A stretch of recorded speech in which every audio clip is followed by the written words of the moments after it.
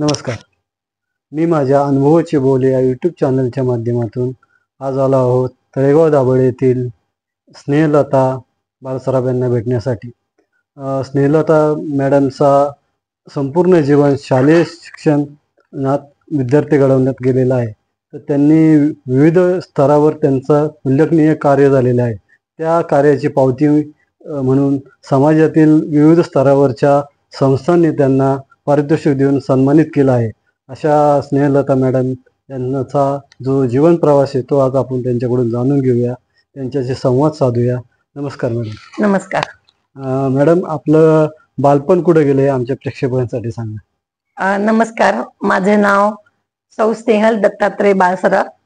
मी तळेगाव दाभाडे या ठिकाणी राहते.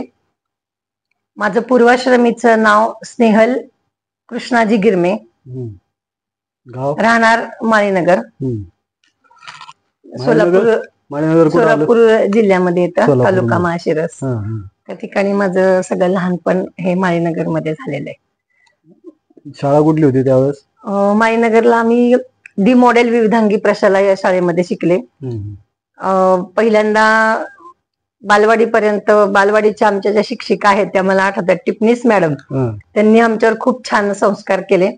त्यानंतर 1ली ते 4थी आणि नंतर सगळं शिक्षण जे आहे 10वी पर्यंत जे माझं शिक्षण आहे ते सगळं डी मॉडेल विविधांगी प्रशाला ही खूप शिस्तबद्ध आणि वेगवेगळे उपक्रम सतत शाळेमध्ये राबवले जायचे. त्यावेळी आमच्या वेळी पागे सर म्हणून मुख्याध्यापक होते शाळेचे, अतिशय कडक शिस्तीचे होते आणि त्यांच्याच म्हणजे तालमीत म्हटलं तरी चालेल, आम्ही त्या ठिकाणी तयार झालो. खूप शिस्तप्रिय अशी ती आमची शाळा होती. करतो. आता शालेय जीवनानंतर पुढचं शिक्षण? 10वी पर्यंत मी माळीनगरलाच होते आणि राहायला माळीनगरलाच होते, पण अकलूज तिथून थोडस जवळच असलेलं गाव होतं, मोठं गाव आहे ते. मग त्या गावामध्ये मी शंकरराव मोहिते महाविद्यालय या ठिकाणी माझं बीए पर्यंत शिक्षण झालं. मी आर्ट्स साइड घेऊन होते. आर्ट्स साइड असल्यामुळे मला खेळाची पण खूप आवड होती. मी कबड्डी प्लेअर होते, म्हणजे वेगवेगळे खेळ पण खेळायचे. नृत्याची पण आवड होती मला आणि कबड्डीच्या माध्यमातून आम्ही वेगवेगळ्या ठिकाणी सोलापूर जिल्ह्यामध्ये वेगवेगळ्या कॉलेजमध्येही आम्ही त्या ठिकाणी स्पर्धेला जात होतो. अशा पद्धतीने छान घरातल्यांनी पण चांगल्या पद्धतीने वाढवलं आणि शाळेत कॉलेजमध्ये पण चांगले संस्कार त्यावेळी आमच्यावर झाले. मग बीएच्या लास्ट इयरला असतानाच माझं लग्न ठरलं होतं. तळेगाव दाभाडे मध्ये असलेले दत्तात्रय बाळसराफ माझ्या मिस्टरांचं नाव, आणि त्यावेळी मग ते ज्युनियर कॉलेजला प्राध्यापक म्हणून होते. आणि मग असंच ते स्थळ सांगून आल्यानंतर, म्हणजे ते स्वतःहून आले आमच्याकडे. मी तर लास्ट इयरला होते त्यामुळे अजून तसा लग्नाचा विचार नव्हता. आणि मग अचानक आल्यानंतर ते सगळं घरात बोलणं वगैरे सगळं झालं आणि मग लगेच लग्नाचा विषय घरामध्ये निघाला. आणि म्हटलं काय हरकत नाही, आपण मुलगा भरपूर डिग्र्या वगैरे आहेत, शिकलेला आहे चांगला, आणि त्यामुळं गरीब जरी घरातला असला तरी हिला शिक्षणाची आवड आहे, म्हणजे पुढे शिकायला मिळेल, हिच्या कलेला वाव मिळेल. आणि मग मी तळेगाव दाभाडेमध्ये आल्यानंतर मी पण शांत बसले नाही, कारण माझे मिस्टर जे आहेत तेही शैक्षणिक क्षेत्रात होते. त्यामुळे मग मला आवडच होती. माझ्या मोठे भाऊ माझे डॉक्टर जयप्रकाश गिरमे पिंपरीला राहतात, त्यांनी म्हणजे लग्न ठरायच्या वेळी सांगितलंच होतं की हिला शिकायला संधी द्याल का, तर त्यांनी त्यावेळी हो म्हटलं होतं. मग त्यानंतर मी लग्नानंतर बीएड केलं वडगावमध्ये, अध्यापक महाविद्यालय जवळच असलेलं, त्या ठिकाणी मी बीएड केलं. माझा त्याच दरम्यान मला मोठा मुलगा माझा ज्युनियर केजीत जात होता आणि त्याच वेळी मी तो शाळेत जायचा आणि त्याच वेळी मी ते कॉलेज केलं. अशा पद्धतीने मी माझा प्रवास हा कॉलेजचा सुरू झाला. आणि 1 वर्ष मी त्यावेळी आमच्या वेळी 1च वर्षाचं बीएड होतं, मग 1 वर्ष बीएड केलं मी अध्यापक महाविद्यालयामध्ये. आणि लगेच मला मुलगी झाली त्यानंतर दुसरी.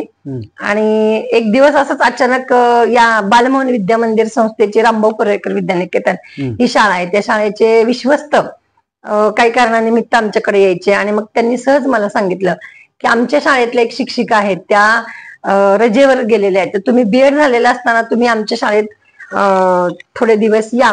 तर मी म्हटलं माझी मुलगी लहान आहे त्यामुळे मी अजून काही विचार केलेला नाहीये. पण मग घरात विचारल्यानंतर घरातल्यांनी, माझ्या सासूबाईंनी, सासऱ्यांनी, सगळ्यांनी परवानगी दिली. आणि मिस्टरांचा काही प्रश्नच नव्हता, शैक्षणिक क्षेत्रामध्ये असल्यामुळे काही अडचण आली नाही. सपोर्ट जास्त. आणि घरातल्यांनी मग माझ्या सगळ्यांनी मला सहकार्य केलं. आणि मग मी रजेच्या काळात रामभाऊ परेकर विद्यानिकेतनमध्ये सुरुवातीला मी त्या ठिकाणी काम केलं.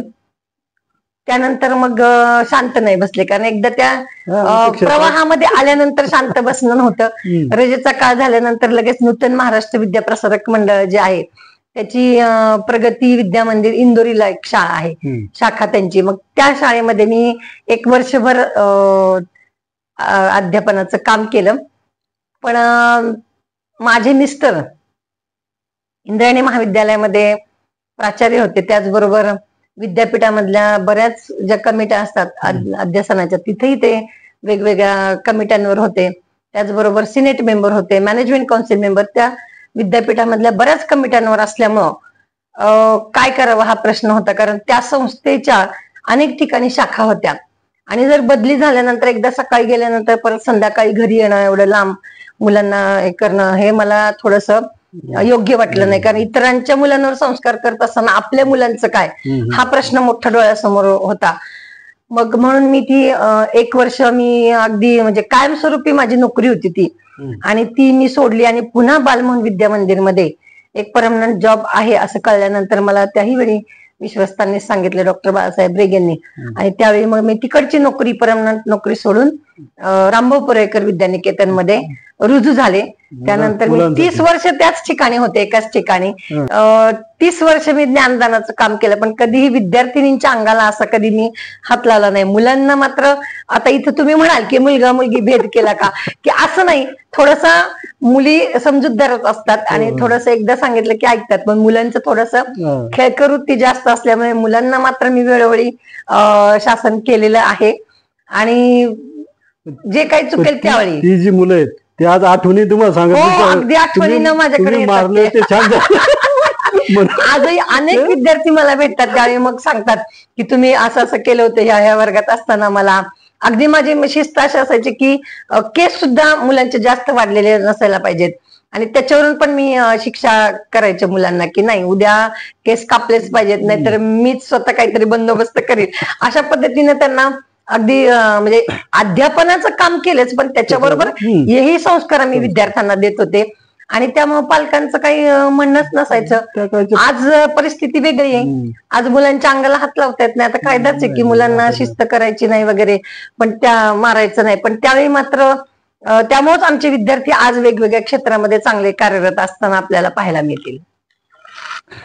बरं, आता याच्यानंतर याचबरोबर सामाजिक क्षेत्रात कुठं कुठं तुम्ही भरारी घेतली ते पण सांगा आमच्या प्रेक्षकांसाठी. हा, मी लहानपणापासून मला या क्षेत्राची आवडच होती, म्हणजे समाजसेवेची आवड. प्रत्येक ठिकाणी काय झालं की तिथे आम्ही अगोदर जाऊन पोहोचायचो. कुठलंही काय होऊ दे गावामध्ये, ते तिथे आम्ही जाणार, तिथले काही आमच्या परीने जे काय असेल ते सोडवण्याचा प्रयत्न करायचो. आणि मग लग्नानंतर इकडे आल्यानंतर मला बाळासाहेब सरांची साथ मिळाल्यामुळे काय झालं की अगदी सुरुवातीला इथले एक प्रतिष्ठित मंडळी होती, त्यांनी जाणीव प्रतिष्ठान नावाची एक संस्था काढली होती. आणि त्यावेळी मी काय, नुकतंच माझं लग्न होऊन मी तळेगावमध्ये आले होते. आणि मग त्यावेळी लोकांना वाटत होतं की ही अजून म्हणजे तरुणच आहे, चांगलं ही चांगलं काम करते. मग त्या माध्यमातून हळूहळू माझं स्टेज डेअरिंग वाढत गेलं, लोकांच्या मधला संवाद वाढत गेला. आणि एक जी शब्दांची फेक होती किंवा भाषेवरचं प्रभुत्व हे हळूहळू वाढत गेलं. कार्यक्रमांमधून निवेदन करणं किंवा काय असं होत गेलं. आणि मग त्या माध्यमातून पहिली जाणीव प्रतिष्ठान ही संस्था, आणि मग त्या माध्यमातून हळूहळू समता, अखिल भारतीय समता परिषदेची मावळ तालुक्याचे अध्यक्ष होते मी. त्यानंतर ज्ञानदान करत असताना म्हणजे एक माध्यमिक शिक्षकांची संघटना होती आमची, कारण मी माध्यमिक शिक्षक असल्यामुळं माध्यमिक शिक्षकांची संघटना होती. आणि मग त्या संघटनेमध्ये मी अनेक वर्ष काम करत होते. मग ते काम करत असताना मला त्या संघटनेचं अध्यक्षपद माझ्यावर आलं, काही जबाबदारी आली. म्हणजे 13 तालुक्यात मी एकमेव अशी महिला होते की अध्यक्ष म्हणून त्या संस्थेवर माध्यमिक शिक्षक संघाच्या पदी मी काम करत होते. 13 तालुक्यांमध्ये एकच महिला अध्यक्ष आहे असं पाहिल्यानंतर लोकांना कौतुक वाटायचं, कारण संघटनेचं काम करायला कोण धजत नव्हतं, पुढे येत नव्हतं. कारण धरणे, मोर्चे, आंदोलन हे सगळं असायचं. म्हणजे मी आझाद मैदानावर पण जाऊन आलेले, 6व्या वेतन आयोगाच्या माध्यमातून, 7व्या वेतन आयोगाच्या माध्यमातून भरपूर काम शिक्षकांच्या साठी सुद्धा मी केलेलं आहे.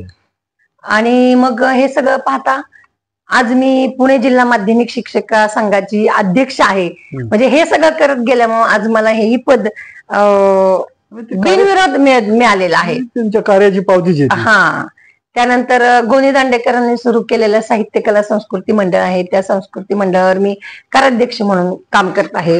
कारण वेगवेगळ्या क्षेत्रामध्ये काम करत असताना अनुभव मला येत गेले आणि त्या मोठ्या संस्थेवर काम करत असताना वेगवेगळ्या साहित्यिकांशी संबंध आला.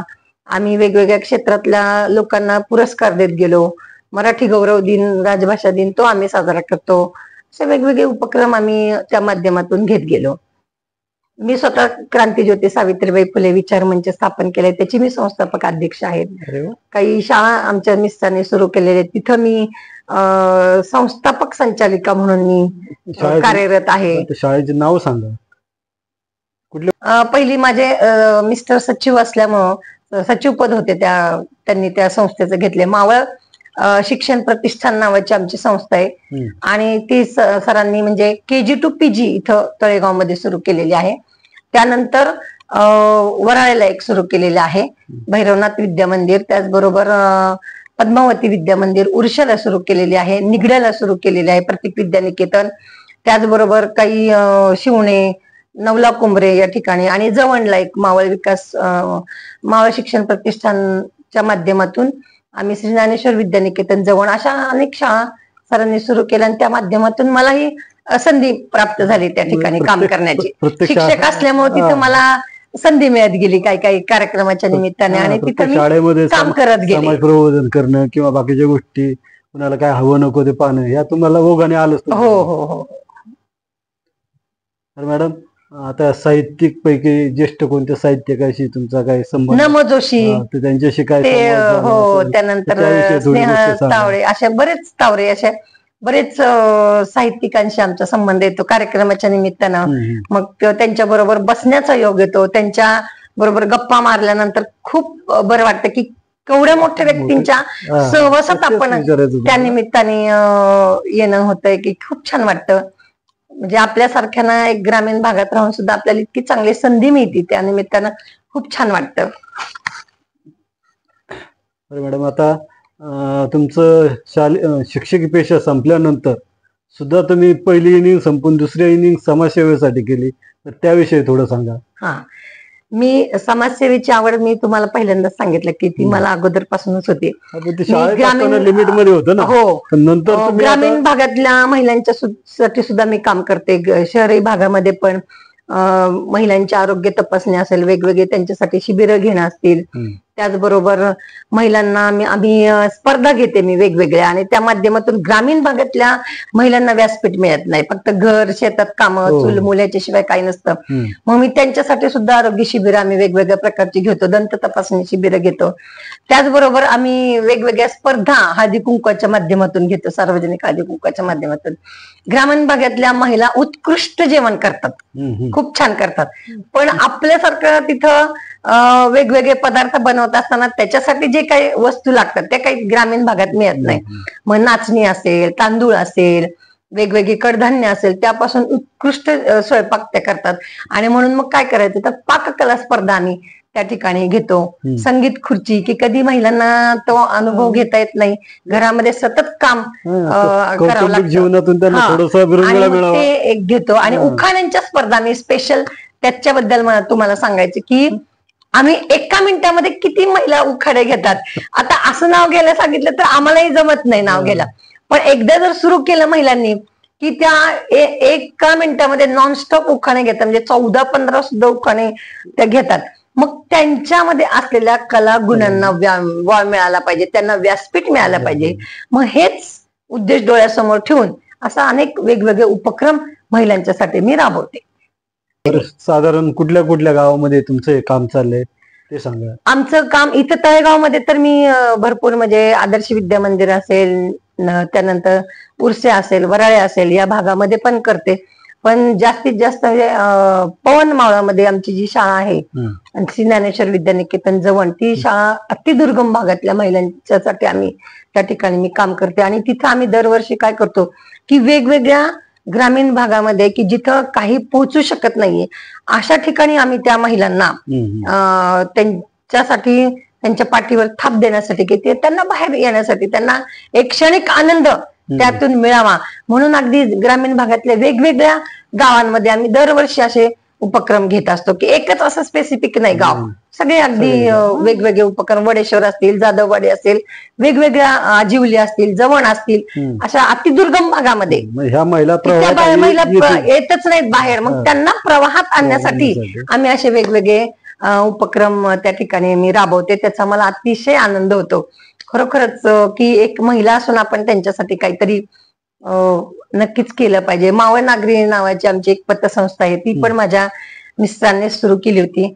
आणि मग आता वेगवेगळे संस्थेवर गेल्यामुळे किंवा कॉलेजच्या वेगवेगळ्या व्यापामुळे त्यांनी ते थोडस पद त्या ठिकाणी कमी केलं. आणि मग मी त्या ठिकाणी एक मावळ नागरी संस्थेवर काम करत असताना त्याही माध्यमातून आम्ही वृद्धाश्रमात असेल किंवा महिलांच्यासाठी आपण एवढं सगळं करतो पण त्यांना कुठेतरी सन्मानित करावं ही इच्छा माझ्यामध्ये आली. आणि मग मी शैक्षणिक, सामाजिक, वैद्यकीय सगळ्या क्षेत्रातल्या महिलांना पुरस्कार द्यायचा.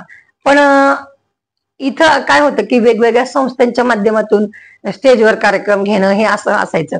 पण मी एक वेगळा उपक्रम केला की त्या महिलांशी अगोदर जाऊन संवाद साधायचे की तुम्हाला असं असं आम्ही पुरस्कार देणार आहे. कारण दुर्लक्षित राहायच्या त्या, खूप काम केलेलं असायचं वेगवेगळ्या क्षेत्रात पण दुर्लक्षित होत्या त्या.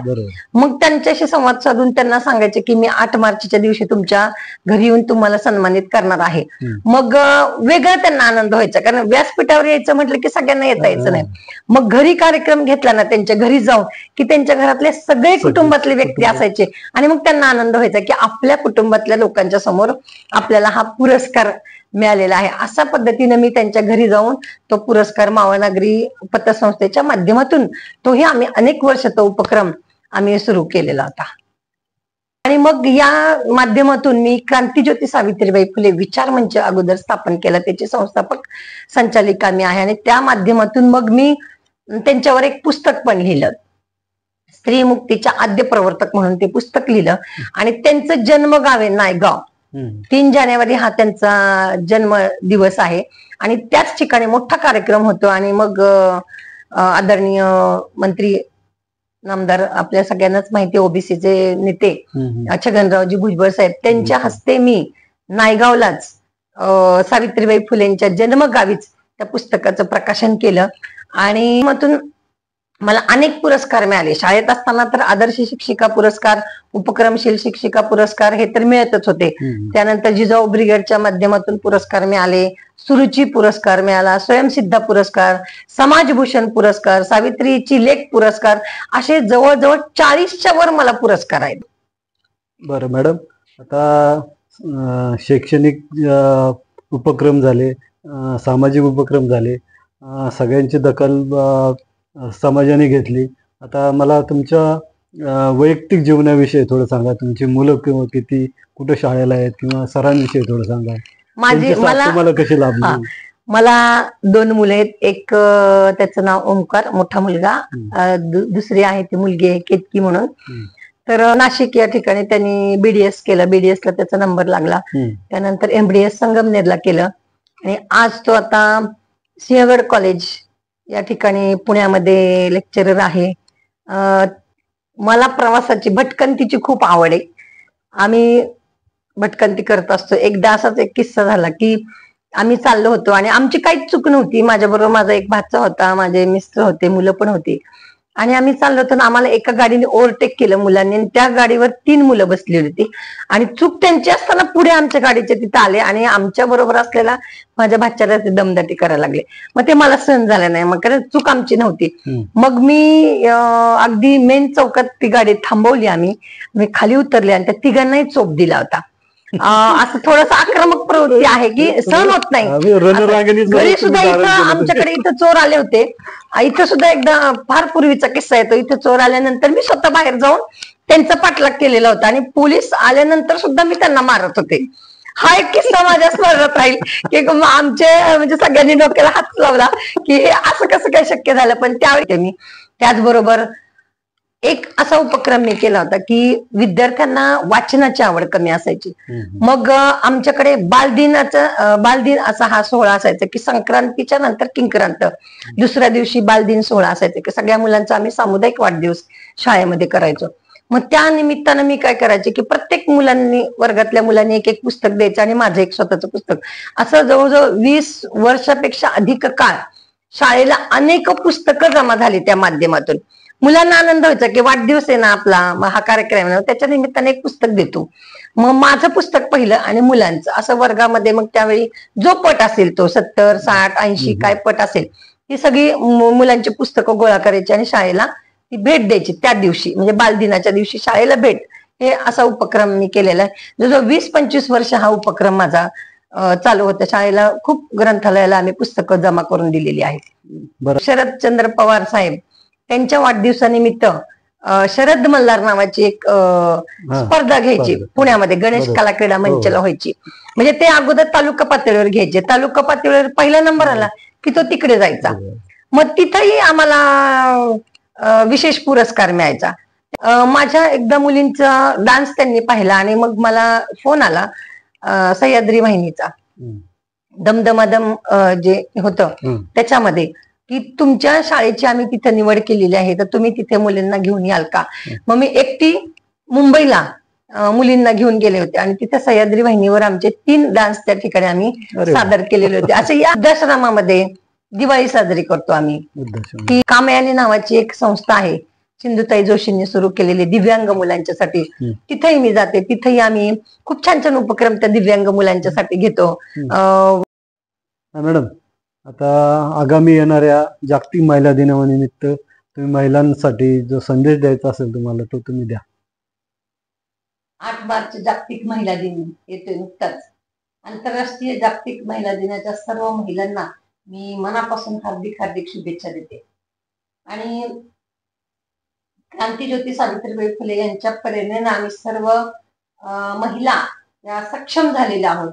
सर्व क्षेत्रामध्ये महिला कार्यरत आहेत आणि त्यामुळे आता महिला अबला नसून सबला झालेल्या आहेत. हे जरी खरं असेल तरी सुद्धा आज आपण अशी परिस्थिती पाहतोय की स्वारगेट स्थानकामध्ये पुण्यामध्ये जो प्रसंग झाला महिलांवर, तर अशा पद्धतीनं महिलांवर जे रोजच आपण वर्तमानपत्र असेल, दूरदर्शनला आपण अशा बातम्या ऐकतो.